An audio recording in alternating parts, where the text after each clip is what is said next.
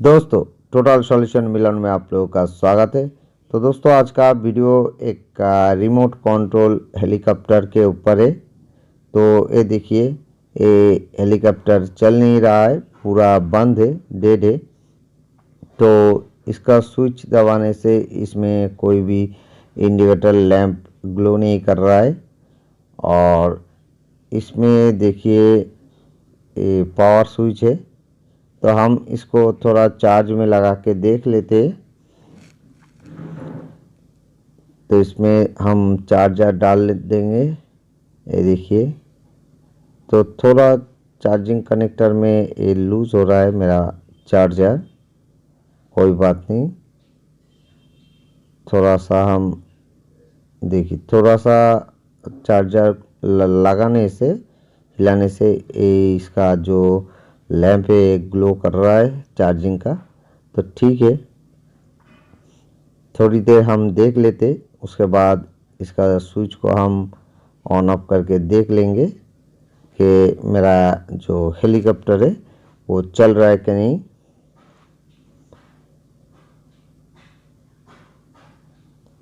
तो ये देखिए, ये मेरा पावर स्विच है। तो इसमें चार्जिंग लगाने से तो एलईडी ग्लो कर रहा है, लेकिन ये पूरा बंद है, ये चल नहीं रहा है। तो इसको रिपेयर करने के लिए इसको हमको खोलना पड़ेगा और स्टेप बाय स्टेप हम देखेंगे इसको कैसे रिपेयर करते। तो दोस्तों, वीडियो को ध्यान से देखते रहिए।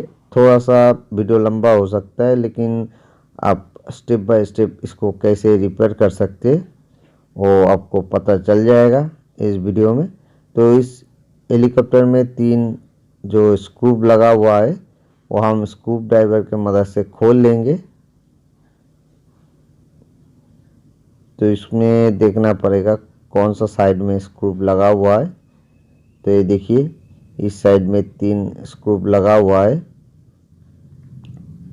इस 3 स्क्रू को हम खोल लेंगे तो इसका बॉडी जो है वो अच्छे से खुल जाएगा। तो जल्दी से हम स्क्रू ड्राइवर की मदद से 3 नाट को हम खोल लेते, एक एक करके। तो दोस्तों, मेरा चैनल का वीडियो अगर आप लोगों को अच्छा लगता है तो जरूर मेरे चैनल को सब्सक्राइब कीजिए, नोटिफिकेशन बेल आइकन को दबा दीजिए। नया नया वीडियो के नोटिफिकेशन सबसे पहले पाने के लिए मैं तरह तरह प्रोडक्ट का वीडियो लाता रहूँगा आप लोगों के लिए। और दोस्तों, मेरा चैनल का प्लेलिस्ट में जाके आप ढेर सारा वीडियो है, 400 से ऊपर, और वीडियो देख के आप लाभ उठा सकते हो। अब टेक्नीशियन हो या नॉन टेक्नीशियन हो, उससे कोई भी फर्क नहीं पड़ेगा। तो ये देखिए, इसका बॉडी जो है वो हमने खोल लिया है। अब इसमें थोड़ा सा लॉक लगा हुआ है, इसको बहुत ही सावधानी से आपको खोलना पड़ेगा, नहीं तो ये टूट जाएगा। ये बॉडी का बैलेंस बना रखता है। तो ये देखिए, ये खुल गया है। ये इसका बैटरी है 3.7 वोल्ट का, इसका मिली एम्पियर में आता है ये बैटरी। तो इस सर्किट को हम अच्छे से साफ कर लेंगे। इसमें एक बैटरी का कनेक्शन रहता है और दोनों मोटर का कनेक्शन रहता है दोस्तों, और इसमें एक सेंसर लगा हुआ है। तो हम अच्छे से इसको पहले साफ कर लेंगे। कभी कभी मॉइस्चर आने के कारण भी ये आईसी वर्क करना बंद कर देता है। तो ये देखिए, इसको अच्छे से हम साफ करेंगे आईसीआई थिनर से। अब इसका देखिए, बैटरी का कनेक्शन है पॉजिटिव वाला, तो इसको हम खोल लेते। दोनों बैटरी का जो कनेक्शन है पॉजिटिव और नेगेटिव को,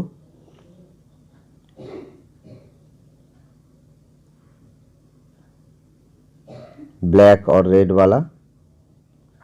तो ये देखिए, बैटरी का जो कनेक्शन है वो हमने खोल लिया है। अब इसमें कुछ भी खोलने की ज़रूरत नहीं है। अब इसका हम चेकिंग करेंगे। ये देखिए, इसको नज़दीक से हम दिखाने की कोशिश कर रहे। यहीं पे देखिए एक स्विच लगा हुआ है जो कि पावर स्विच, ये सर्किट को ऑन भी करता है और चार्ज करने के भी काम आता है। एक साइड में लेने से सर्किट ऑन हो जाता है और दूसरा साइड में लेने से जो है चार्जिंग होता है। तो इसमें देखिए चार्जर लगाने के बाद इसका जो वोल्टेज आउटपुट हम नाप रहे हैं और आउटपुट वोल्टेज, तो इसमें देखिए कोई भी आउटपुट वोल्टेज नहीं आ रहा है दोस्तों, जो कि 4.2 वोल्ट के करीब आना चाहिए। तो ये देखिए स्विच को दोनों साइड में रखने के बाद भी इसमें कोई भी वोल्टेज नहीं आ रहा है, मतलब इसमें जो है दोस्तों ये पावर स्विच का प्रॉब्लम हो सकता है। तो हम चार्जर को खोल लेंगे। खोलने के बाद एक बार कॉन्टिन्यूटी टेस्ट कर लेंगे पावर स्विच का। और ये देखिए बैटरी में भी इसका वोल्टेज अभी है, ये देखिए 4.11 वोल्ट अभी दिखा रहा है बैटरी का वोल्टेज। तो बैटरी तो सही है, सर्किट को चलना चाहिए था। अभी कॉन्टिन्यूटी मोड में रख के हम स्विच का कॉन्टिन्यूटी चेक कर लेंगे कि स्विच सही है कि नहीं। तो ये देखिए स्विच में कोई भी कॉन्टिन्यूटी नहीं मिल रहा है। दोनों साइड में स्विच करके हम इसका कॉन्टिन्यूटी टेस्ट कर रहे हैं। ये देखिए दोनों प्रोब को एक साथ लगाने से कॉन्टिन्यूटी आना चाहिए, तो इसमें नहीं आ रहा है। ये देखिए दोनों साइड से हम चेक कर रहे, तो कहीं पे भी हमारा कॉन्टिन्यूटी नहीं मिल रहा है। तो दोस्तों ये स्विच ख़राब है, तो इस स्विच को चेंज करना पड़ेगा। अगर आप लोगों के पास स्विच रहता है तो आप इसको चेंज कर सकते, नहीं तो इस स्विच को भी आप रिपेयर कर सकते हो। बहुत ही आसान है, थोड़ा सा मेहनत करना पड़ता है और आप स्विच को रिपेयर कर सकते हो। तो ये देखिए बोर्ड को हमने लगा दिया है। अब इस स्विच को हम नाइफ के मदद से थोड़ा सा ऊपर की तरफ खींचेंगे और आयरन के मदद से हम जब सोल्ड करेंगे इस स्विच का जो ऊपर वाला प्लेट है, प्रेशर प्लेट, वो आसानी से खुल जाएगा। ये देखिए एक साइड खुल गया है, अब दूसरा साइड को हमको खोलना पड़ेगा तो स्विच जो है ओपन हो जाएगा। तो ये देखिए नाइफ को लगा के स्विच का जो प्रेशर प्लेट है इसको हमको खोलना पड़ेगा। ये देखिए खुल गया है, स्विच के अंदर में आपको दिख रहा है। ये देखिए ये स्विच हमने खोल दिया है। अब इसको थोड़ा सा हम साफ करेंगे और इसमें अगर मॉइस्चर रहता है, अभी कभी कभी रस्ट आ जाता है, तो उसको भी हम साफ कर लेंगे। तो पहले जो है लिक्विड के मदद से हम इसको साफ कर लेते, उसके बाद थोड़ा सा नाइफ के मदद से हम इसको घिस के साफ कर लेंगे। ऐसे करके देखिए, और एक प्रेशर पिन बना हुआ है स्विच के अंदर, जो कि ये देखिए पिछले हिस्से में लगा हुआ है स्विच का। तो इसको भी हम बाहर निकाल लेते, बहुत ही पतला है तो इसको बहुत ही सावधानी से आप खोलिए। अभी जो है हमने साफ कर दिया है, अभी इस पिन को हम लगा देते। तो ये देखिए लगा दिया है हमने। अब जो स्विच का जो प्लेट है उसके ऊपर जो ये देखिए ये जो डंडा वाला स्विच है उसका इस हिस्से को हम थोड़ा सा नाइफ के मदद से साफ कर लेंगे। यहीं पे थोड़ा सा कार्बन जमा रह जाता है या सल्फर जमा रह जाता है, बार बार यहाँ से वोल्टेज अप डाउन करता है, कनेक्शन बनता है तो वहाँ पे थोड़ा सा फ्लैश होता है, तो उसके कारण जो है यहाँ पे थोड़ा सा कार्बन जम जाता है, इसीलिए ये लूज कॉन्टैक्ट बनता है, इस कनेक्शन छोड़ देता है। तो इसको हम थोड़ा सा नाइफ के मदद से क्लीन कर लिया है और पिन को थोड़ा सा हमने नाइफ के मदद से एडजस्ट कर दिया है और थोड़ा सा नीचे की तरफ चला जाता है। तो ये देखिए, इसको अब हम इसमें बैठा देंगे। बहुत ही सावधानी से इसको करना पड़ेगा, जल्दबाजी से काम बिगड़ जाएगा, होगा नहीं। तो ये देखिए, हमने इसको बैठा दिया है। अब इसका जो प्रेशर प्लेट है दोस्तों, जो कि स्विच का जो डंडी है दोस्तों, उसको टिका के रखता है अपनी जगह में। वो वाला प्रेशर प्लेट को ऊपर में डाल के हम फिर से इसको सोल्ड कर देंगे। तो एक साइड में पहले सोल्ड करेंगे, उसके बाद जो है इसका दूसरा साइड में हम सोल्ड करेंगे थोड़ा सा दबा के। यही प्लेट जो है स्विच को काम कराता है दोस्तों। स्विच का जो पिन है उसको दबा के रखता है बोर्ड के ऊपर जो फॉयल है उसके ऊपर।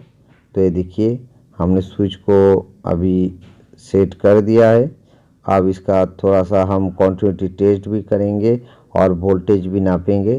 तो ये देखिए, कंटिन्यूटी टेस्ट हम कर रहे हैं। तो अभी पहले जो कंटिन्यूटी नहीं मिल रहा था दोस्तों, अभी इस स्विच में कंटिन्यूटी हमको मिल रहा है। अभी इसका जो है थोड़ा सा हम वोल्टेज भी नाप के दिखा देते हैं चार्जर को लगाने के बाद। तो ये देखिए 4.22 वोल्ट आ रहा है दोस्तों, जो कि मैंने पहले बोला था 4.2 वोल्ट आना चाहिए। तो अब इसका जो बैटरी का कनेक्शन है, पॉजिटिव और नेगेटिव, उसको हम लगा देते। ये देखिए, एक एक करके हम बैटरी का कनेक्शन लगा देते।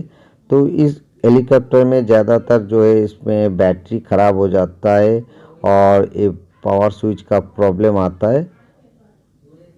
ये देखिए, और कभी कभी इसका जो मोटर का गियर रहता है दोस्तों, वो कभी कभी टूट जाता है, क्योंकि जब इसका पंखा घूमता है, अगर किसी से टकरा जाता है पंखा, या आप स्विच ऑन करके आप रख देते हो, तो हाथ में लगने के कारण जो प्रेशर बनता है, तो उससे क्या होता है, इसका गियर टूट जाता है, फट जाता है। तो उसमें क्या होता है, इसका पंखा जो फॉल्स हो जाता है, घूमता तो है लेकिन हेलीकॉप्टर जो है काम नहीं करता है, मोटर से लूज़ हो जाता है। तो ये देखिए, मेरा जो हेलीकॉप्टर था इसमें पावर स्विच का प्रॉब्लम था, इसको हमने सॉल्व कर दिया। तो okay, thank you watching my video.